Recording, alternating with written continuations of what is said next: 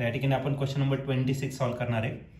To student X and Y perform potentiometer experiment separately and null point was obtain as shown in diagram. तर दोन student दिलेले आहे x and Y आणि एक potentiometer experiment करताय separately. Okay, आणि ते डायग्राममध्ये दिलेलं आहे.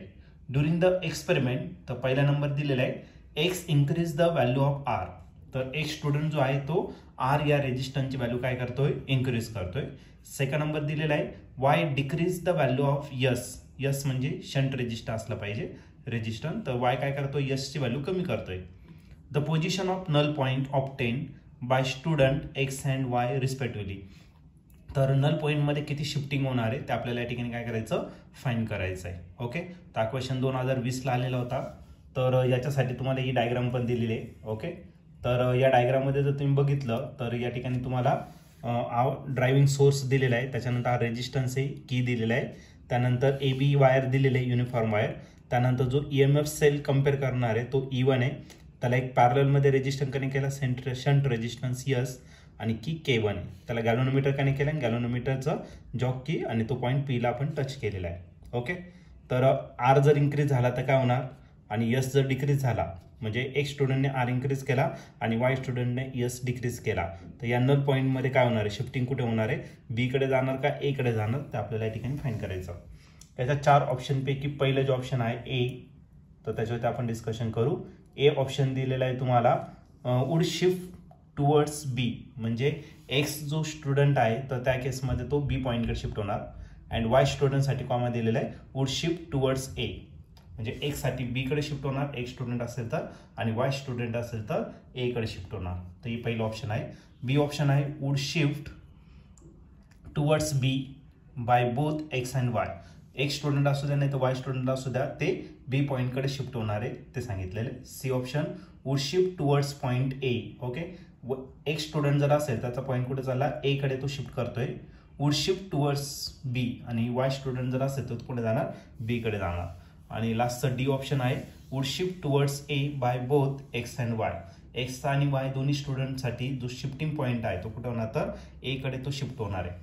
तर या 4 ऑप्शनपैकी या क्वेश्चनचा करेक्ट आन्सर काय असलं पाहिजे, तर त्याच्यासाठी आपण या क्वेश्चनवरती डिस्कशन करूया.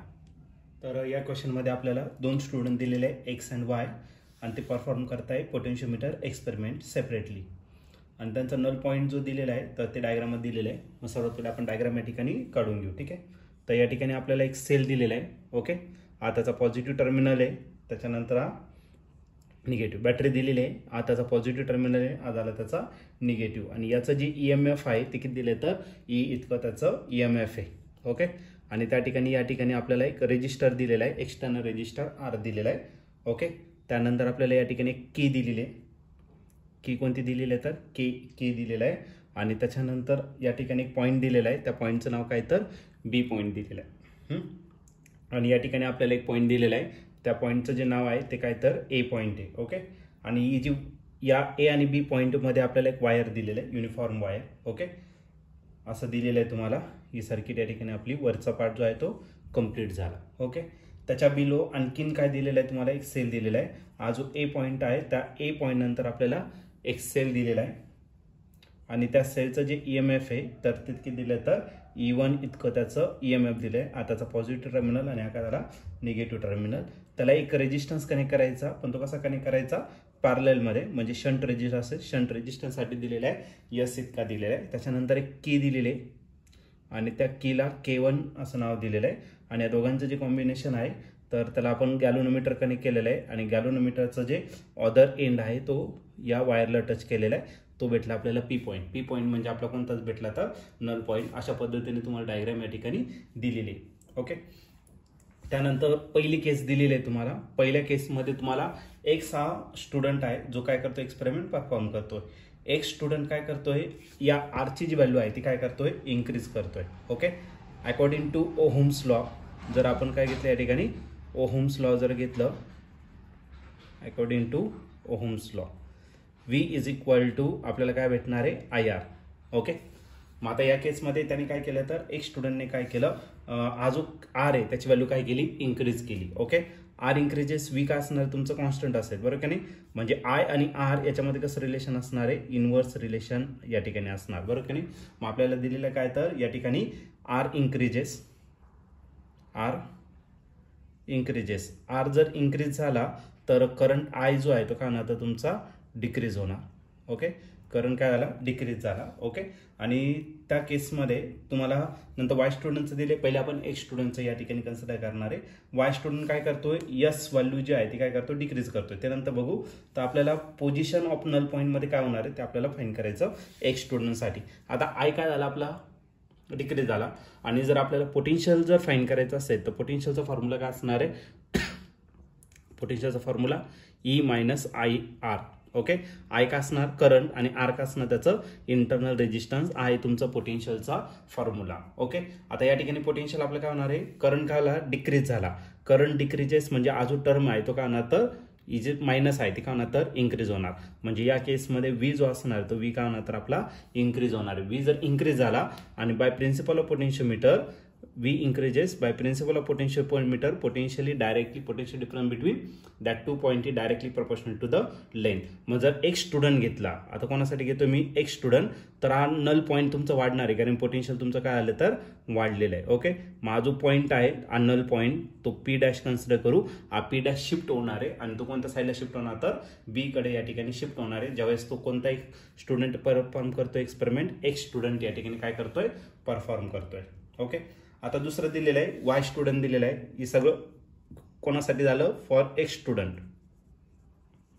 आता सेकंड कोणासाठी दिलेलं आहे, वाय स्टुडंटसाठी दिलेलं आहे. ओके, वाय स्टुडंटने काय केलेलं आहे, हा जो शंट रेजिस्टन्स आहे हा शंट रेजिस्टन्स याची व्हॅल्यू काय केली तर डिक्रीज केली आहे. ओके, शंट म्हणजे कसा पॅरलल, आणि पॅरलल मध्ये जर रेजिस्टन्स कमी झाला तर करंट काय होणार आहे इन्क्रीज होणार आहे. ठीक आहे, in parallel combination yes decreases, yes resistance जो आहे तो काय होणार आहे डिक्रीज. ओके, करंट या ठिकाणी काय होणार तर यस जर डिक्रीज केला, यस पॅरलल रेजिस्टन्स काय झाला तर डिक्रीज झाला, तर आय जो असणार आहे तो तुमचा काय होणार तर इन्क्रीज होणार आहे. ओके, आय जो आहे करंट तो काय होणार तर करंट इन्क्रीजेस. ओके, कारण की यस आणि आय मध्ये कसं रिलेशन आहे इनवर्स रिलेशन, आय काय होणार आहे इन्क्रीज होणार आहे.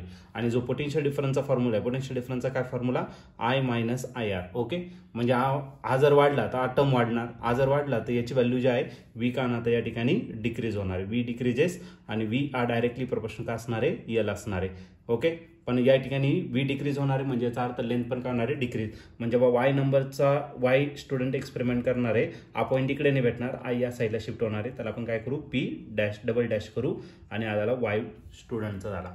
मग आता या ठिकाणी आपण ऑप्शन जर या ठिकाणी चेक केलं तर पहिलं ऑप्शन दिलेलं आहे तर एक्स स्टुडंटचा पहिले सांगायचं आहे नंतर वायचं सांगितलं. पहिलं ऑप्शन आहे एक्स स्टुडंटसाठी would shift towards the point B. तर हा एक्स स्टुडंट जेव्हा असेल तो बी कडे शिफ्ट होणार, राईट आहे. वुड शिफ्ट टुवर्ड्स द ए, कोणासाठी वायसाठी, वायसाठी कुठे चालला ए कडे तो शिफ्ट होतोय. म्हणजे पहिले जे ऑप्शन आहे ते या ठिकाणी करेक्ट येत आहे, बाकीचे ऑप्शन या ठिकाणी रॉंग आहे. मग या क्वेश्चनचं जे आन्सर असणार ते ऑप्शन ए असेल. ऑप्शन ए म्हणजे काय, for X student null point will shift towards the B and for Y student null point will shift towards the A point. Okay, A कडे शिफ्ट होणार वाय साठी आणि x साठी बी कडे shift होणार. तर हे क्वेश्चन ए आन्सर जे असणार त्याचं करेक्ट असेल.